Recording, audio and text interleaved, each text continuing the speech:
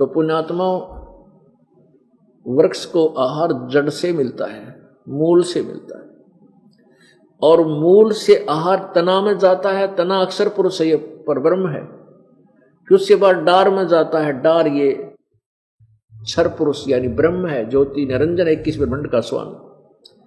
और डार से फिर शाखाओं में जाता है, और पात रूप संसार। देखिएगा एक चित्र वृक्ष का, ये एक वृक्ष है, पेड़ है। श्रीमद् भगवत गीता अध्याय नंबर 15 श्लोक 1 से 4 तक का विवरण है, और 16 और 17 का इस चित्र से क्लियर हो जाता है। परमात्मा ने खुद कहा था, अक्षर पुरुष एक पेड़ है, निरंजन वा की डार, और तीनों देवा शाखा है, पात रूप संसार। अब यहां जड़ से आहार चलता है, जड़ से तना में आता है। ये तना कौन है? तना ये अक्षर पुरुष अर्थात परब्रह्म है। और इससे एक मोटी डार निकली। ऐसी बहुत सी डार होती है पेड़ में, पर हम एक लेते हैं।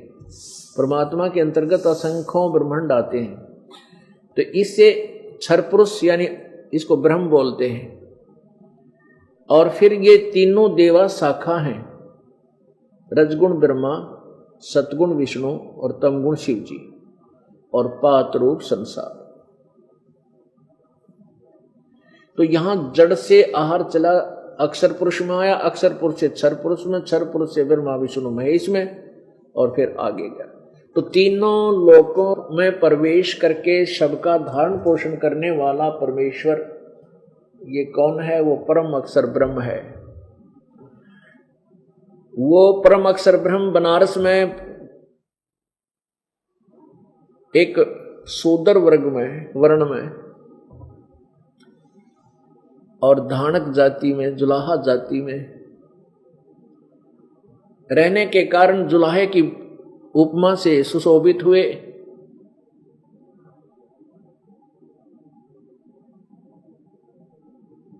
अब पुण्यात्माओं, कबीर परमेश्वर जी अनंत कोट ब्रह्मांड का स्वामी है, और वो प्रत्येक युग में आता है। जब प्रत्येक युग में आते हैं प्रभु, तो अपनी वही लीला करते हैं, और उनकी उसी स्वरूप धारण करके आते हैं। कुछ समय के लिए संसार में रहते हैं, एक मनुष्य जैसा जीवन जी करके अपने तत्व ज्ञान का प्रचार करते हैं, जिस कारण से वो कबीर परमेश्वर प्रसिद्ध कवि की उपमा भी प्राप्त करता है, उसको कवि कहने लग जाते हैं। यह भी वेदों में प्रमाण है कि वो परमात्मा जब पृथ्वी पर आता है उसकी ये पहचान है। अब पहले आपको दिखाते हैं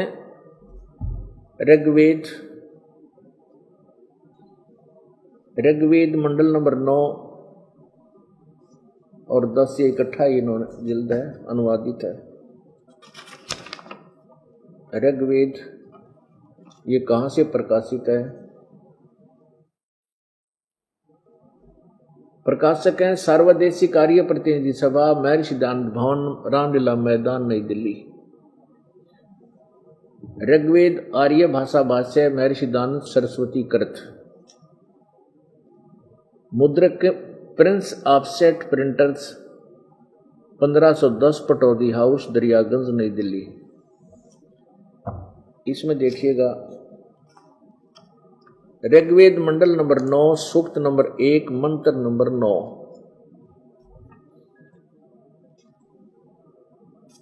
यह है ऋग्वेद मंडल नंबर 9, सूक्त नंबर 1, और ये इसकी संस्कृत है। अभी इमम अधन्या उत्सरंती धेनव, धेनव माने गाय, शिशुम, शिशु माने बालक रूप, सोमम इंद्राय पातवे। अब इन्होंने क्या अनुवाद किया है? उस सोम स्वभाव वाले श्रद्धालु पुरुष को शिशुम कुमार अवस्था में ही यानी बालक अवस्था में ही सब प्रकार से अभी अधन्या अधन्या का अर्थ लिखा है इन्होंने अहिंसनीय, धेनव माने गौवें तृप्त करती है।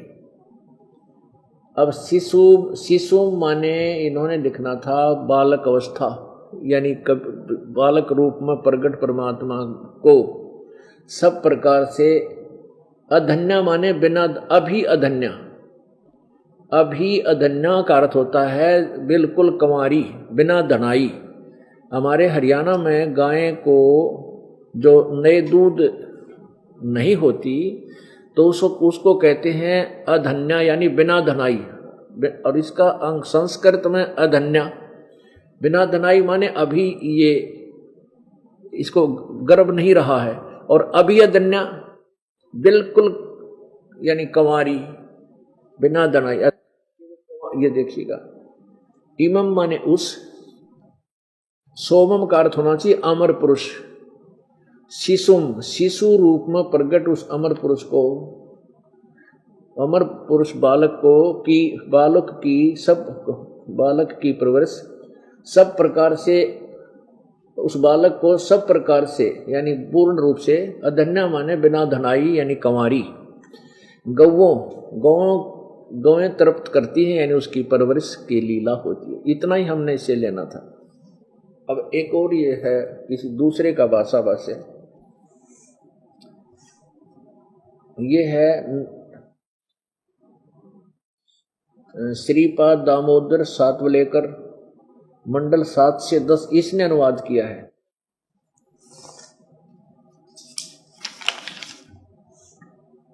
ऋग्वेद भाष्यम महर्षि दान सरस्वती, संपादक दयानंद अर्पण, प्रकाशक है विश्व मानव उत्थान परिषद, इतना केंद्र कैलाश, पूर्वी कैलाश, सामुदायिक केंद्र पूर्वी कैलाश, नई दिल्ली।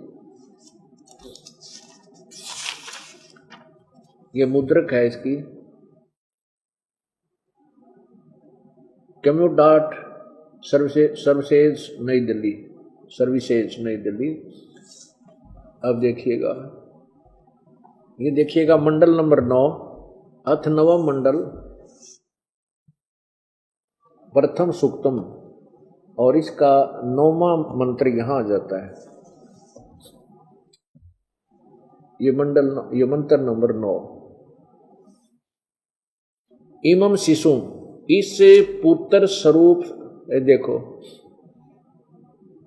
इस पुत्र स्वरूप सोम के साथ अधन्या धेनव उत, अधन्य गौवें, अधन्य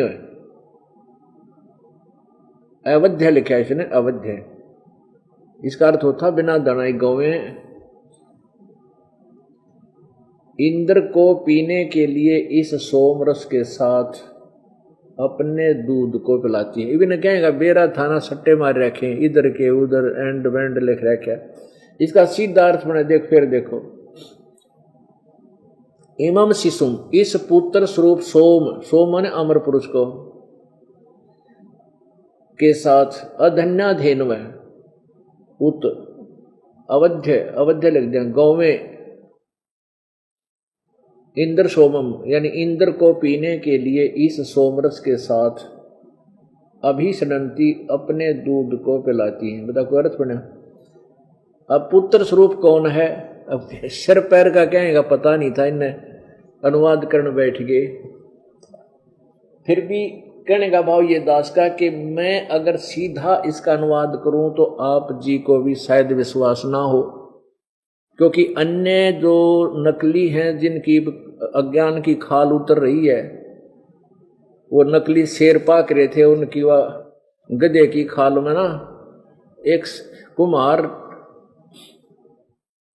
ने क्या किया, गधे के ऊपर शेर की खाल डाल दी। वह शेर की खाल पाई की तो उसने जंगल में,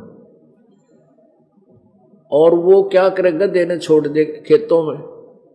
अब रात्रि के समय चांद की रोशनी, चंद्रमा की रोशनी, और वो गधा आसपास के खेतों में चरण लग गया। और वहां रखवाले खेतों के थे, वो भाग जा डर कर, शेर आ गया, शेर से, और बखत से जाकर वो उस गधे ने पकड़ लिया हुआ। वहां पूरा जो है ना आसपास खोप हो गया कि अभी रात्रि के समय शेर आता है और फसल खा जाता है, और हम डर के मारे भाग जाते हैं। ये चर्चा चलते चलते एक पड़ोस के गांव में कुम्हार को पता लग गया। उसने सोचा भाई शेर खेती तो नहीं खाया करे, चलो शेर आ तो जावे, पर शेर खेती तो नहीं खाता। तो उसने सोचा कि अवश्य उस गांव के कुम्हार ने, पहले छोटे गांव में आधे 20-30 घर होते थे, उसमें एक आधा ही कुम्हार होता था।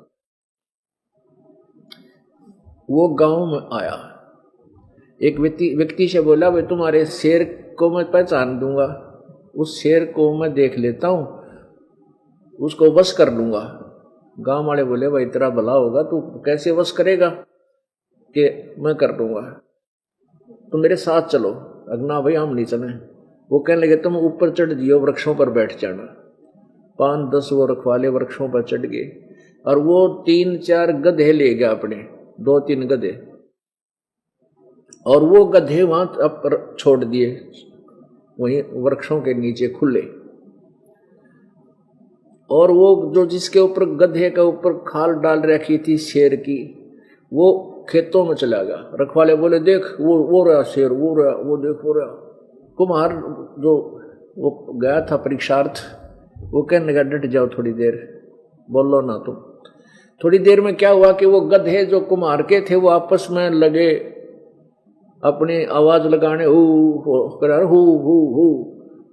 वो हुची लगे ना, उस तरह अपने आवाज अपनी बोली बोलने लगे। उधर से वो जो नकली शेर था वो भी भाईचारे की बोली ने पहचान कर उनकी तरफ भाग लिया और उसी तरह बोलता हुआ वहां पहुंच गया। और वह खाल कितना गई, शेर की खाल उतर गई, अब पे पड़ गई वह जब उसकी बोली, और उधर से वो आ गया। कुमार बोला देख वो गधा था भाई, उसकी बोली से पहचान हुई शेर नहीं ये गधा है। तब उसकी खाल पकड़ कर तारी, वो गधा पहचाना किसका है, कुमार का, और गधा किसका होता। वो कुमार गड़िया फिर गांव वाला ने अकने कम में तने चलो खेती तक खुआई सो खुआई, मारा और दिल डगा दिया था शेर शेर करके। तो अब ये जितने नकली शेर बन रहे थे इनकी खाल उतार कर दिखा दी दास ने। अब इनके कर्जे पाट रहे हैं, इनको मुश्किल माच रही है, अब क्या करें भाई, कहाँ मरे। फिर क्या करते हैं, रामपाल गुंडा है, बदमाश है, कि जनता का जो ध्यान है सच्चाई से हटाकर बकवाद में लगा जा। लेकिन उनको वो भूल गए, वो समय जा लिया। ये सब पढ़े लिखे शिक्षित है। ये तो 200 वर्ष पहले तो चल रही थी तुम्हारी, इसलिए परमात्मा ने तुम्हें छेड़ा नहीं। अब इसलिए छेड़ा है कि अब बिल्कुल क्लियर हो जाएगा, स्पष्ट हो जाएंगे। 11 अक्टूबर को, इसी 11 अक्टूबर 2009 को पवित्र हिंदू धर्म के माननीय चारों शीर्ष शंकराचार्यों से प्रार्थना की गई है कि वो आध्यात्मिक ज्ञान चर्चा करें। हमारा उद्देश्य ये है कि एक बार भ्रमित समाज को एक दिशा दे दी जावे और ये भटक भरम रहे श्रद्धालु परमात्मा के सीधे मार्ग को पकड़ के अपना जीवन सफल कर सके। तो उसमें ये और क्लियर हो जाएगा अब कौन कितने पानी में। तो कहने का भाव यह है कि इनको ज्ञान तो था नहीं। ये आर्य समाज के जो वेदों के ठेकेदार बन रहे थे, ये ऋषि मैं ऋषि आचार्य, इन्होंने अनुवाद करने की चेष्टा की।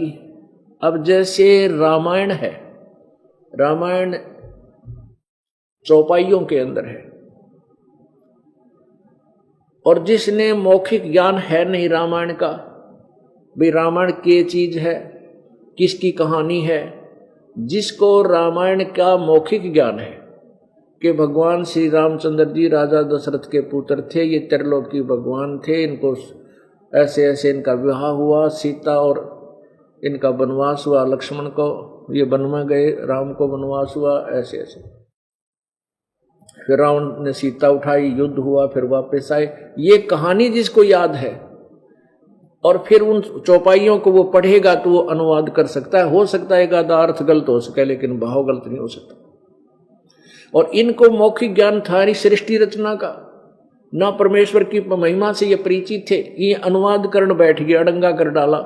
लेकिन फिर भी इनके द्वारा किए गए अनुवाद में भी वह सच्चाई ऊपर आ रही है। भले ही ये उसको ठीक ढंग से जोड़ नहीं सके, लेकिन अर्थ हमें ज्ञान है कि ये भगवान की महिमा, और ऐसे हम इनको सीधे पुर्जे जोड़ लेंगे।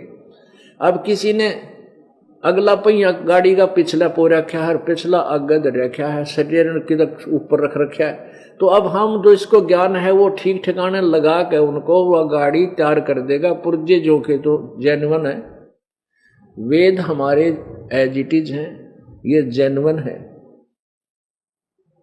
और हम अब इंजीनियर बन गए इस भक्ति मार्ग के, राम नाम की गाड़ी के।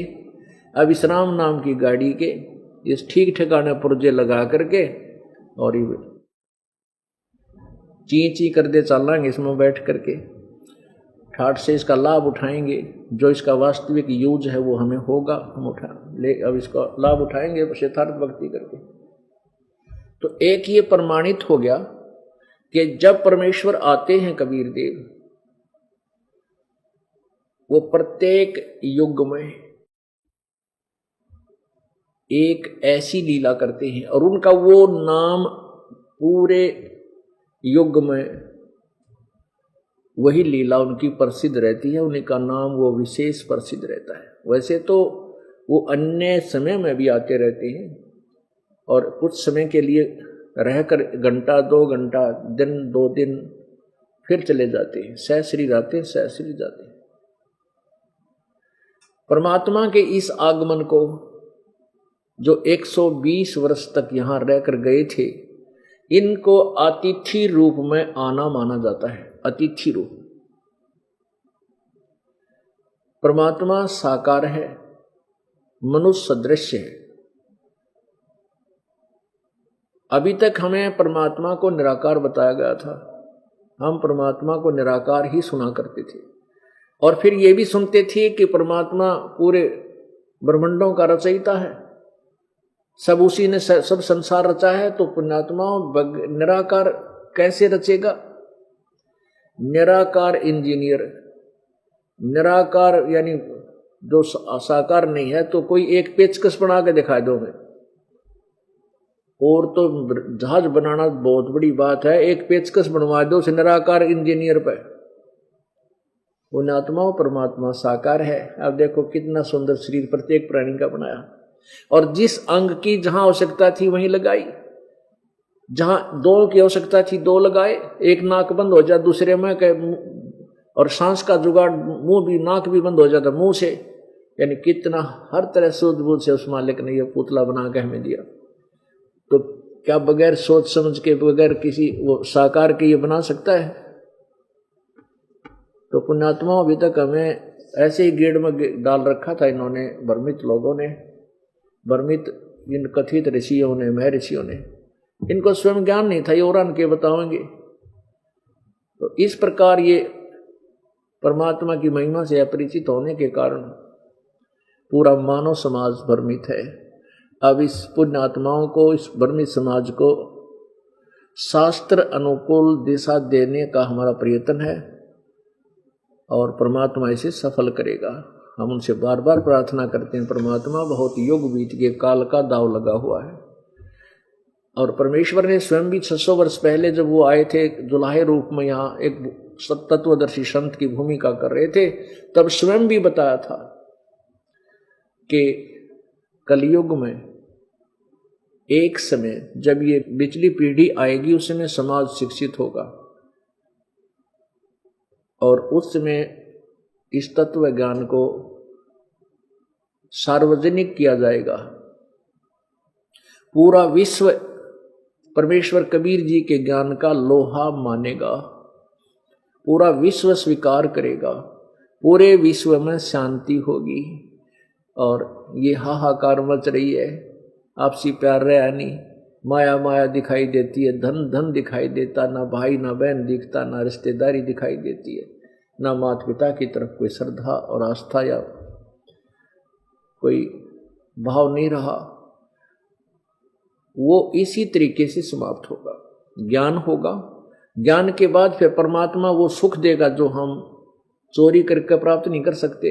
वो धन देगा, इतना आपको बरकत देगा, ना चोरी से कर सकते, ना हम मिलावट से कर सकते, ना रिश्वत से कर सकते, बल्कि वो पाप बढ़ते हैं और वो धन व्यर्थ जाता है किसी ना किसी बीमारी में या किसी और कारण से, चोरी में, अग्नि में खराब हो जाएगा और पाप शेष रह जाते हैं। और परमात्मा देगा वो 1 नंबर का धन होगा। आपके आने वाली आपदाओं को परमात्मा बचाएगा और ऐसे सुख देगा जैसे नीरू नीमा को असरफी दे दी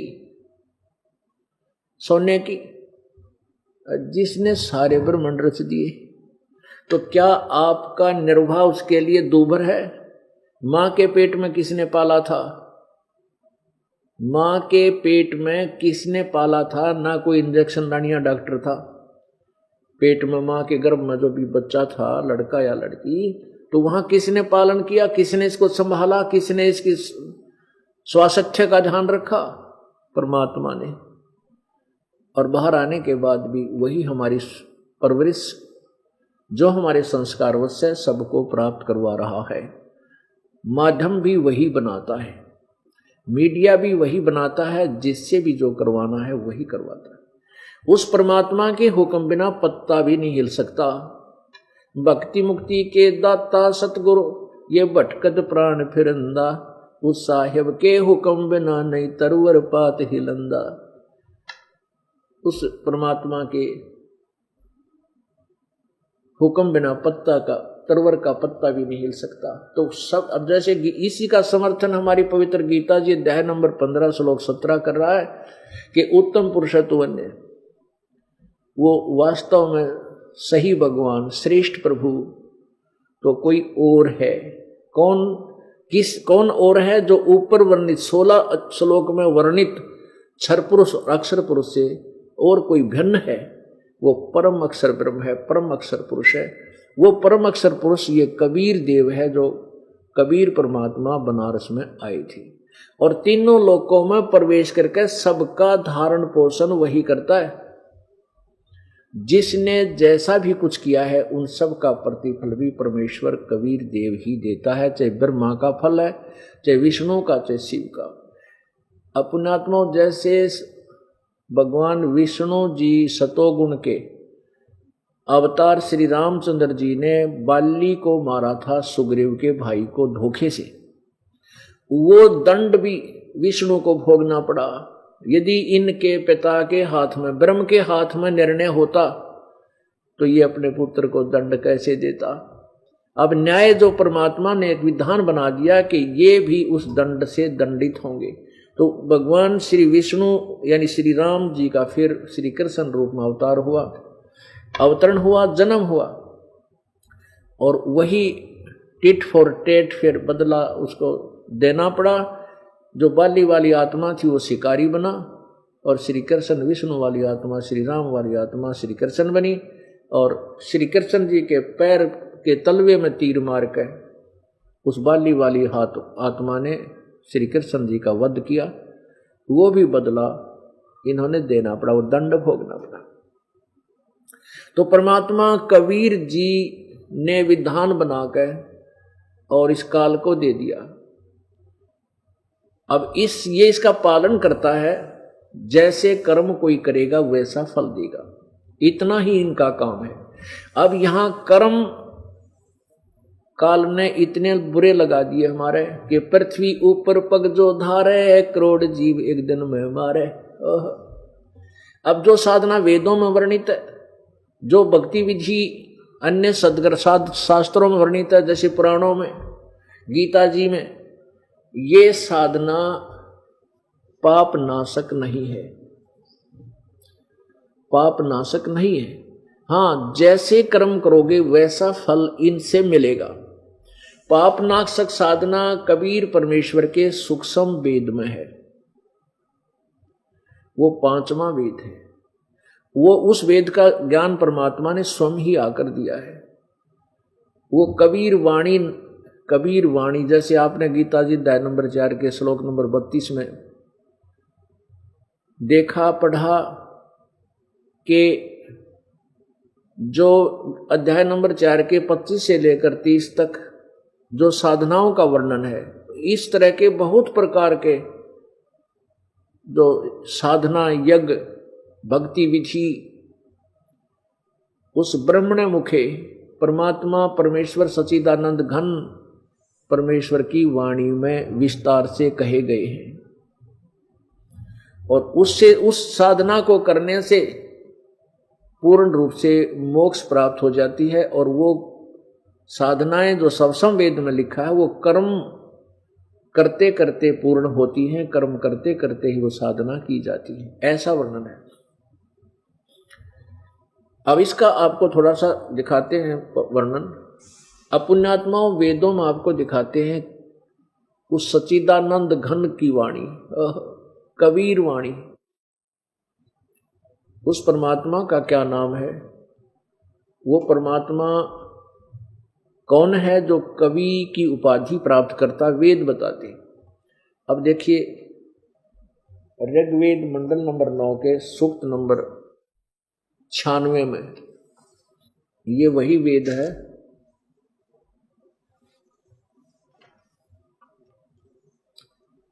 वेद है सार्वजनिक देशी कार्य प्रतिनिधि सभा, महर्षि दान भवन, रामलला मैदान, नई दिल्ली। ऋग्वेद आर्य भाषा भाष्य, महर्षि दयानंद सरस्वती कृत, मुद्रक Prince Offset Printers, 1510 Pataudi House Daryaganj. अब देखना मंडल नंबर 9 सूक्त नंबर 96 और मंत्र नंबर 16 में अब इन्हीं के अनुवाद को पढ़ेंगे। हे परमात्मन, गुहम, गुहम माने सर्वोपरि, रहस्य, ये ब्रैकेट में संस्कृत है, यहाँ अनुवाद हिंदी है। चारू माने श्रेष्ठ, नाम, नाम जो तुम्हारी संज्ञा है, आप उसका ज्ञान कराएं। अब इस संस्कृत में क्या है कि गुहम चारु नाम अभर्ष, हम इसका इन्हीं का हिंदी पढ़े। हे परमात्मन, सर्वोपरि रहस्य श्रेष्ठ, जो नाम माने जो आपका नाम है, जो तुम्हारा नाम है, आप उस नाम का ज्ञान कराएं। आपका जो वास्तविक नाम है, श्रेष्ठ माने वास्तविक नाम है, सही नाम है, श्रेष्ठ।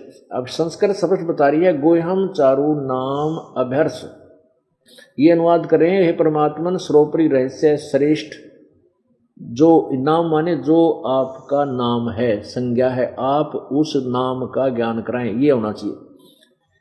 अब 17वें में वो ज्ञान कराया है, वो भगवान का के नाम है। देखो इसी के 17वें श्लोक में ये कराया है। 9वें मंडल नंबर 9 का सूक्त 96 मंत्र 17, 16 आपने पढ़ लिया थोड़ा सा, जितनी हमें आवश्यक है। अब यह शिशुम, अब ये वहीं से बात प्रारंभ हुई कि जब परमात्मा शिशु, वो पूर्ण परमात्मा प्रत्येक युग में शिशु रूप यानी बालक रूप धारण करके प्रकट होता है। और जब वो छोटे बच्चे की परवरिश रूप में कंवारी गांव से उनकी परवरिश होती है। ये तो 9वें अध्याय के मंडल नंबर 9 के सूक्त नंबर 1 मंत्र नंबर 9 ने क्लियर कर दिया। अभी उसी 9वें ही मंडल में ऋग्वेद के मंडल नंबर 9 के सूक्त नंबर 96 में और मंत्र नंबर 17 में अब क्या बताया है। 16 में कहा कि आपका वो नाम क्या है वास्तविक, जो बालक रूप धारण करके परमात्मा एक आते हैं, तो उसका वास्तविक नाम क्या है। तो 17वें में बताया कि जो शिशु रूप, शिशुम व शिशु रूप में जो परमात्मा प्रकट होता है, उसमें वो क्या करता है कि अपने तत्व ज्ञान को लेकर स्वयं ही प्रकट होता है और अपने तत्व ज्ञान को लोकोक्तियों के माध्यम से, कविताओं के माध्यम से उच्चारण करता ऊंचे ऊंचे स्वर में, गरज गरज के। और परमात्मा यही बताते हैं, चारों युग में संत पुकारे, कूक कहा हम हेल रे। कूक माने आवाज लगा के ऊंची, हेल माने हेला देकर, आवाज देकर। चारों युग में संत पुकारे और कूक कहा हम हेल रे। हीरे माणक मोती बरसे ये जग चुगता ढेल रे। तो परमात्मा भी अपने आप कहते हैं, चारों युग में हम ना के पुकार पुकार के कहा कि ये है तत्व ज्ञान, ये है वास्तविक साधना, लेकिन ये अनजान आत्माएं काल के दूतों के द्वारा भ्रमित की हुई, वो कंकर पत्थर उठा रहे हैं, आन उपासना रूपी कंकर पत्थरों के थैले भरे फिर रहे हैं, और हम जो तत्व ज्ञान रूपी अमृत हीरे मोती बरसा रहे हैं, इस वास्तविक ज्ञान को, वास्तविक साधना को स्वीकार नहीं करते। परमात्मा कहते हैं पर भी लेन जात है दुनिया, हमारा ज्ञान किने न सुनिया। पर भी लेन जाते हैं, देखा ट्रेन जाती थी, वहां जाती हैं जो पर भी लाग जाएगी तो ग्रहण हो, वहां पाप कटेंगे। ट्रेनों में बैठे ऊपर नीचे बराबर में लटक कर डंडा गए चपट कर मर जा बेचारे, चाहे मरो चाहे जियो, वहां पहुंच जाते हैं उस पर भी में स्नान करने के लिए। परमात्मा कहते हैं डले डोकाते हो, वहां कोरे पाप इकट्ठे करते हो उस पर भी लेन जात है दुनिया, हमारा ज्ञान किने ना सुनिया। वो पर भी लेन जाते हैं और हमारे समृत ज्ञान को कोई नहीं सुनता, जो सब मोक्ष कर दे।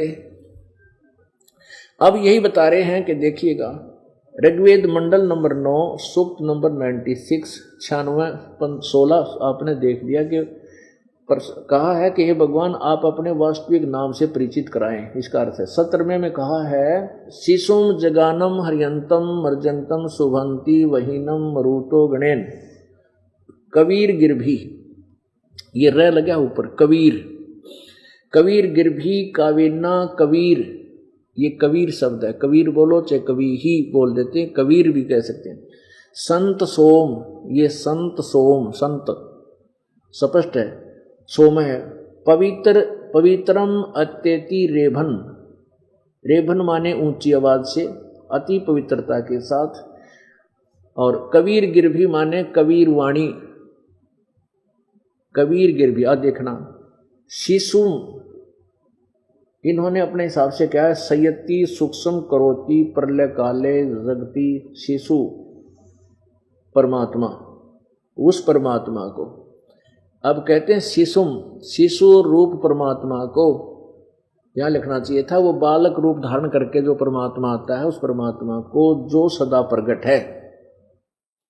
जगानम माने, इसका अर्थ है शिशुम जगानम, जो शिशु रूप में प्रगट होता है, शिशु रूप में प्रगट होता है, जो अत्यंत कमनीय है, उसको उपासक लोग बुद्धि विषय करते हैं और उसकी स्तुति द्वारा उसके गुणों का वर्णन करते हैं। और विद्वान लोग उस गतिशील परमात्मा का गुणों के द्वारा गणों द्वारा वर्णन करते हैं। अच्छा यहां लिखना, इन्होंने ये क्या किया, कबीर गिरभी, ये कबीर गिरभी है, ये रे ऊपर लगा हुआ है इस गी की मात्रा पे। इन्होंने इसके दो हिस्से कर दिए। कबीर को ये रे के स्थान पर हलंत लगा दिए, हलंत के स्थान पर दो बिंदी लगा दी, और गिरभी इसका अर्थ कर दिया कवि लोग। गिरभी माने वाणी द्वारा, गिरभी माने वाणी द्वारा, कबीर माने कबीर। हम न्यू का न्यू लिख दें कबीर वाणी द्वारा, बस कबीर वाणी, हम कबीर बोल देते हैं उसको कबीर वाणी। वेदों में कबीर वाणी, हम कबीर बोलते, हम वै को बै बोलते हैं। ये हमारी जो है ना, हमारी भाषा लोकल भाषा के अंदर है। तो बात वही है, उसको जैसे हम किसी कर्मवीर को कर्मवीर बोलते हैं, धर्मवीर को हम धर्मवीर बोलते हैं, बै बोलते हैं। वेदों को हम वेद बोलते हैं।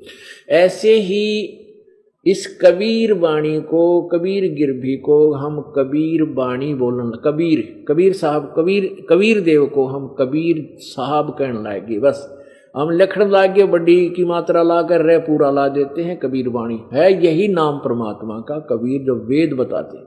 कबीर, ये कबीर वाणी द्वारा, यहाँ लिख दें कबीर वाणी द्वारा, और कविताओं से, यानी गा गा के कविताओं की तरह, कविताओं के तौर से स्तुति करते हैं। सोमम, सोम स्वरूप पवित्र व परमात्मा कारण अवस्था में सूक्ष्म प्रकृति को रेभन सन गर्जता हुआ अतिक्रमण करता है। रेभन माने गर्जता हुआ। आगे देखिएगा 18 में, ऋषि मना, ये ऋषि कृत सवर्षा सहस्रनिथ पदवी कविनाम तृतीयम धामम महिष शिष्य संत सोम सोमो विराजमानु राजती स्तुप। अब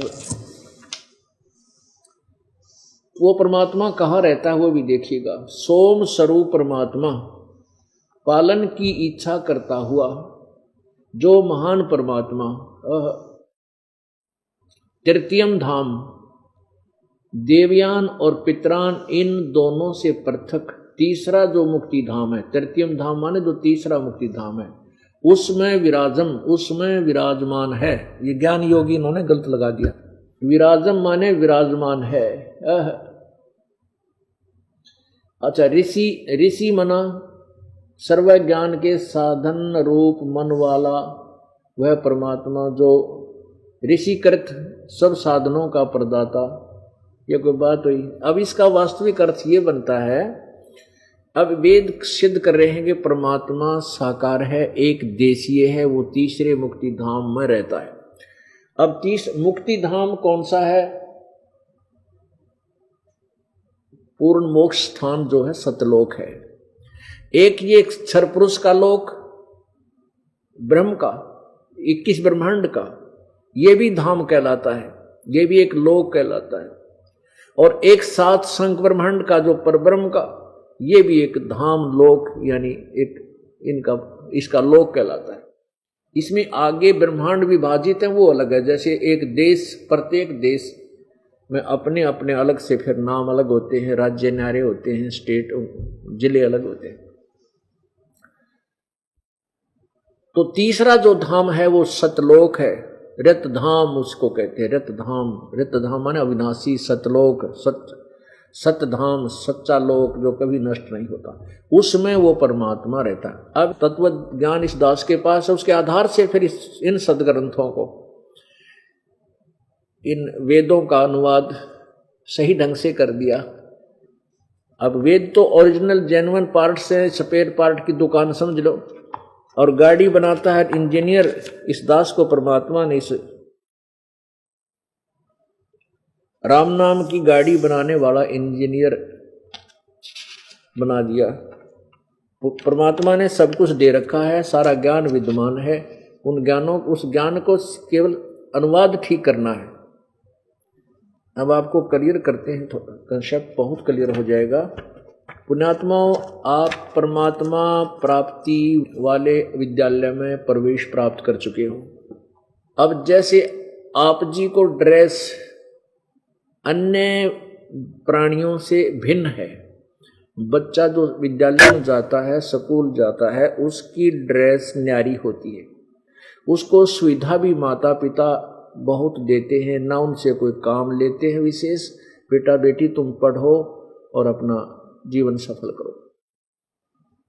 तो जिसको भी आज मानव शरीर प्राप्त है इस पृथ्वी पर, वो परमात्मा के पाने वाले विद्यालय का विद्यार्थी है। और जो विद्यार्थी अपना कार्य पूरा नहीं कर रहा है, वो पढ़ नहीं रहा है, तो वो फेल हो जाता है, असफल हो जाता है। फिर वो कितना पश्चाताप करता है कि एक समय एक व्यक्ति एक रोड बन रहा था, सड़क बन रही थी, और वहां पर वो भी, उसकी पत्नी भी वहां मिट्टी डाल रहे थे, मजदूरी कर रहे थे। और वहीं उनके बच्चे रेत के अंदर वृक्ष के नीचे लेटे हुए थे, रेते में कोई खेल रहा था, कोई सो रहा था। उसी समय उसी रोड का एग्जीक्यूटिव इंजीनियर आ गया, यानी एक्शन, और वो उसका सहपाठी था। किसका? जो मिट्टी ढो रहा था। जब वो एक्शन आगे जा चुका अपना, वहां उनके इंस्पेक्शन आदि करके,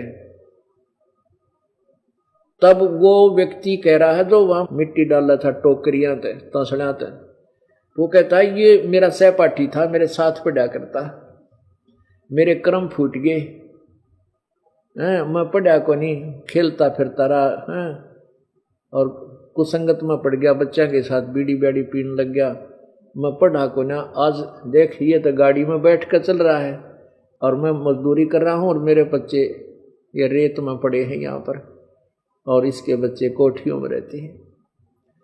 अब पुण्यात्माओं, परमात्मा कहते हैं ऐसे रोगे तुम जब ये मनुष्य शरीर आपके हाथ से छूट जाएगा। कहते अच्छे दिन पाछे गए, गुरु से किया ना हेत, अब पछतावा के करया चिड़िया चुगी खेत। परमात्मा कहते हैं, परमात्मा की वाणी को गरीबदास जी कैसे महिमा याद दिलाते हैं। ये संसार समझदा नाही, कहंदा श्याम दोपहरे नो, गरीबदास ये वक्त जाता है रोवोगे इस पैरे नो। कहते हैं ये समय जा रहा आपका हाथ से छूट गया, फिर रोया करोगे इस समय को याद करके, फिर कुछ हाथ नहीं लगेगा। तो पुण्यात्माओं, आप विद्यार्थी हैं और आप देखते हो आप अपने बच्चों को कितना समय देते हो। एक क्लास को पास करने के लिए, कक्षा में उत्तीर्ण होने के लिए 1 वर्ष पूरा मिलता है उसको, और आप पूरा फ्री छोड़ देते हो। ट्यूशन भी लगवाते हो, आप भी पढ़ाते हो, टीचर भी पढ़ाते हैं, कितना समय देते हो, तब वो सफल होता है। इसलिए आप जी को सबसे पहले ये दास इतना ज्ञान दृढ़ करना चाहता है आप जी के अंदर कि आप अपने रास्ते से डगमग ना हो उसके। बस गीता जी अध्याय नंबर 2 के श्लोक नंबर 53 में कहा कि अर्जुन, जिसमें तेरी बुद्धि भिन्न भिन्न प्रकार के भ्रमित करने वाले वचनों से हटकर एक परमात्मा के वास्तविक ज्ञान पर टिकेगी, तब तो तू योग को प्राप्त होगा, तब तो तू भगत बनेगा, जब तक भक्ति के योग होगा। तो इसलिए हमें सबसे पहले ज्ञान का होना अति आवश्यक है। नहीं तो कोई कर देगा भ्रमित, बहका देगा, आप फिर उसी कुमार्ग पर चलकर अपना जीवन बर्बाद कर जाओगे। तो अब हाँ, दास आपको थोड़ा समय इसलिए दे रहा है क्योंकि परमात्मा की महिमा, बदले रे भगवान तेरा काम आओगा, बदले रे भगवान तेरा काम आओगा। ये तो पता नहीं कितनी वाणी भगवान की हम सुना सकते हैं, गाकर भी सुना सकते हैं, दोहों को भी सुना सकते हैं। वो तो विषय है केवल प्रेरणा देने का। आप पूर्ण प्रेरित हो, आप परमात्मा की खोज में हो, इसलिए आपको ये गूढ़ रहस्य सदग्रंथों के रूबरू करना अति आवश्यक है। जैसे पहली क्लास के बच्चे को जोर जोर से आवाज देकर याद कराते हैं, गिनती कराते हैं, पहाड़े याद कराते हैं, A for Apple, B for book, और फिर उस बच्चे को आगे क्लासेस में जाने के बाद वो ऐसे नहीं बोलता, फिर तो मन मन में उनका रट्टा लगाता है, गूढ़ रहस्यों पर विचार करता है, बहुत अच्छी, फिर अपने गूढ़ रहस्यों में अच्छे ज्ञान को ग्रहण करता है। तो अब आप जो भगवान की तरफ आ चुके हो, आप प्रथम द्वितीय तृतीय क्लास से ऊपर हो, तो जो पहले से लगे हुए हैं, जिनको दूसरा नाम प्राप्त हो गया, वो बच्चे बालक नहीं रहे। उनको अब ये गूढ़ रहस्य बताना अति आवश्यक है। जो प्रथम बार आए हैं, द्वितीय बार जो प्रथम मंत्र लिया है, या वैसे आए हैं सत्संग सुनने के लिए, उनको भी अलग से एक थोड़ा सा समय दिया जाता है प्रत्येक सत्संग में, वो भी आपको दिया जाएगा। तो अब हम आपको ये बताना चाहते हैं, पहले हम भगवान पहचाने, परमात्मा कौन है, और फिर उस भगवान की भक्ति करें जो पूर्ण मोक्षदायक है। गीता जी अध्याय नंबर 18 के श्लोक नंबर 62 में कहा कि अर्जुन, तू सर्वभाव से उस परमेश्वर की शरण में जा, जिसकी कृपा से परम शांति और शाश्वत स्थान को प्राप्त होगा। अपने विषय में चौथे अध्याय के 5वें श्लोक में और 9वें श्लोक में कहा कि अर्जुन, तेरे और मेरे बहुत जन्म हो चुके हैं, तू नहीं जानता, मैं जानता हूं, मेरे जन्म अलौकिक है। इससे सिद्ध है कि गीता ज्ञान दाता भी नाशवान है, अविनाशी नहीं है। और वो कहता है मेरा मंत्र तो ओम नाम ओम है, 8वें अध्याय के 13वें श्लोक में, और दूसरा कोई मंत्र नहीं है, एक ओम अक्षर है। इसका अंतिम सांस तक भक्ति कर मुझे प्राप्त होगा। यदि तूने पूर्ण मोक्ष चाहिए, 15वें अध्याय के 4थे श्लोक में कहा कि तत्वदर्शी संत के मिलने के पश्चात तू तत्व ज्ञान रूपी शस्त्र से, तत्व ज्ञान रूपी शस्त्र से इस उलझे हुए अड़ंगे ने काट कर उलझे हुए ज्ञान को समझकर उसके पश्चात उस परम पद परमेश्वर की खोज करनी चाहिए, जहां जाने के बाद साधक फिर लौटकर संसार में नहीं आते, और जिस परमेश्वर ने संसार रूपी वृक्ष की रचना की है, और वही पूजा के योग्य है, नथिंग एल्स। तो पुण्यात्माओं, हम उस परमेश्वर को पहचाने, वो कौन है, वो परमात्मा कौन है, कैसा है। तो वेद हमारे को क्लियर स्पष्ट कर रहे हैं कि वो परमात्मा ऐसे आता है, ये लीला करता है। और ये लीला आज तक किसी श्री कृष्ण ने करी हो, श्री राम ने करी हो, या 9 अवतार आ लिए उनने करी होगा, बता दिखाओ, हम उनको भगवान मान लेंगे। अब वो परमात्मा की लीला आज नहीं बता रहा दास, कोई ने सोचा वेद पढ़ के आज लिख दी होंगी इसने कबीर सागर में, ये तो 600 वर्ष पहले लिखा हुआ भगवान की महिमा। और वो आज वेद समर्थन कर रहे हैं, हमारे पवित्र वेद। तो इसलिए नो पहचान हो जाएगी उस लाल की।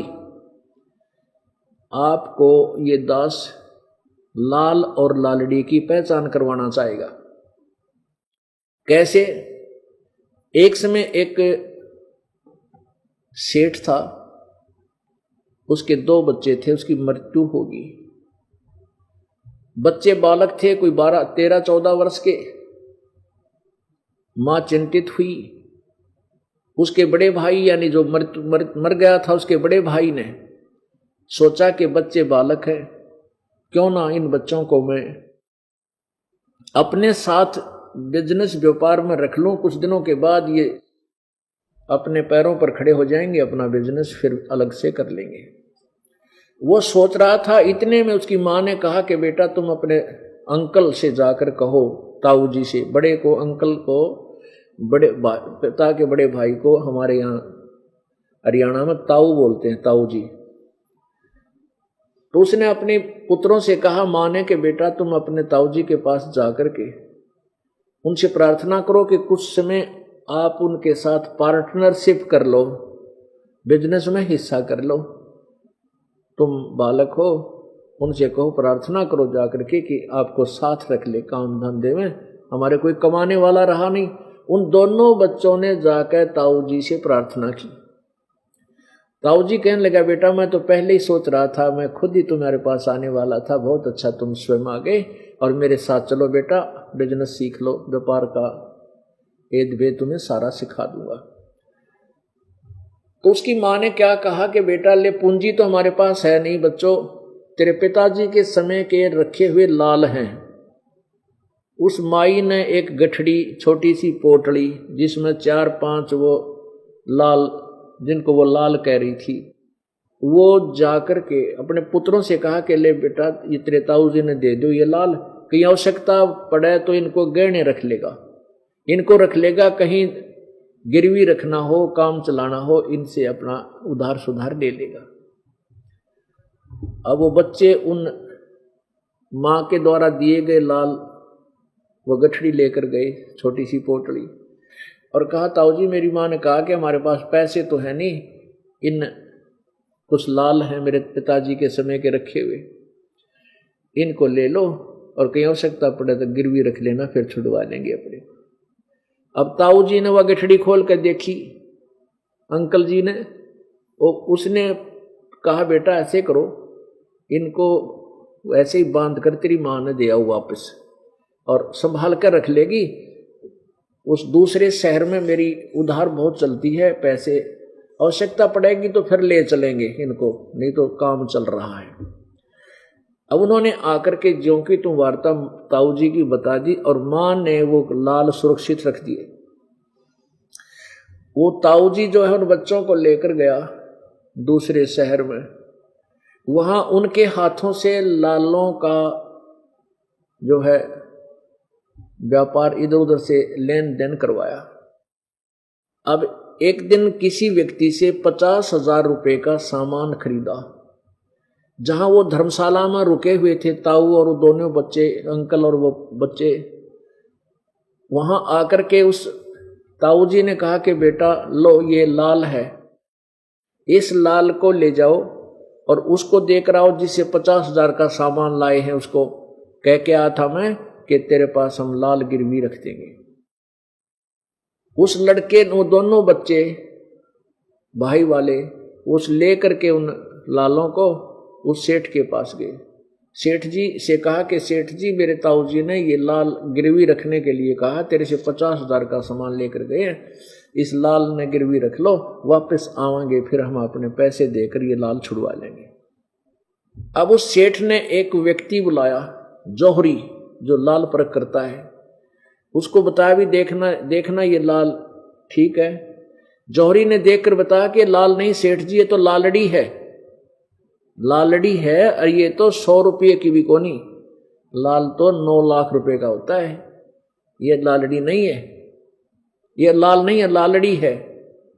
अब उस सेठ जी ने गुस्से में आकर के वो लालड़ी जो थी लाल के स्थान पर जो ले गई थी वो बाहर मारी गली में फेंक के, और कहने लगे उस बच्चों को कि तुम्हारा ताऊ अब मुझे धोखा देना चाहता है। वो आदमी ऐसा तो नहीं लगता था, बहुत नेक आदमी था, मैं क्या मना करूं था, पैसे फिर दे देते हैं, मेरे साथ धोखा करने आए हो तुम, ये लाल नहीं लालड़ी है, देख तुम्हारे सामने ये बता रहा है जौहरी। अब वो दोनों बच्चे बड़े चिंतित हुए, उस उठाकर उस गली में पड़े हुए उस लाल को अपने ताऊ जी के पास आए। ताऊ जी से कहा, ताऊ जी वो सेठ बड़ा नालायक आदमी है और उसने हमारे साथ बदतमीजी की, आपको भला बुरा कहा है, और कहने लगा ये एक आदमी बुलाया उसने कोई, उसने कह दिया ये लाल नहीं लालड़ी है। और ताऊ जी ने बोला तेरे ताऊ जी ना, सेठ कहने लगा तेरे ताऊ जी धोखा करने लग गए, अब ऐसे व्यक्ति तो नहीं लगते थे, क्या बात होगी उन्होंने, मैं क्या मना करूं था, मैंने क्या उसको कभी उधार देने से मना किया है, वो क्यों मेरे साथ ऐसा किया, उसने ये नकली लाल बेच दिया। अब वो ताऊ जी को तो पता था कि मैंने जानबूझकर लालड़ी दी है ताकि ये बच्चे इनका झटका लगे, कोई धमका, वही ध्यान से देखेंगे उसको। तो सेठ ने कहा बेटा हो, अरे बेटा ये लालड़ी सचमुच लालड़ी है, लाल नहीं है ये, वो दूसरी तरफ रखा था लाल, कहा देख बेटा यू है लाल, अब लेकर जाओ, देखो इसमें कितना अंतर है। अरे बेटा मेरे धोखा लग गया, गलती से दे दियागा, लाल के स्थान पर मैंने लालड़ी दे दी बेटा। अब वो दोनों बच्चे फिर गए सेठ के पास और जाकर कहा ले सेठ जी मेरे ताऊ जी से धोखा हो गया, धोखे से लाल के स्थान पर लालड़ी दे दी गई, मेरा ताऊ ऐसा नहीं जैसा तू कह रहा था। वो सेठ बोला भाई बात तो तुम्हारी ठीक है बच्चा, तुम्हारा ताऊ ऐसा तो नहीं है, लेकिन वो तो भाई लालड़ी थी।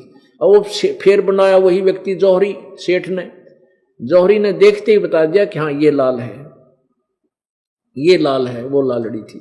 अब उन बच्चों ने वो झटका लगा बच्चों के, तो उनको करड़ी खूब पहचान होगी, लाल और लालड़ी कति मन में बस गई कि ऐसा लाल होता है, ये ऐसी लालड़ी होती। अब उनका अंकल जी व दोनों बच्चे वापस स्वदेश लौट आए।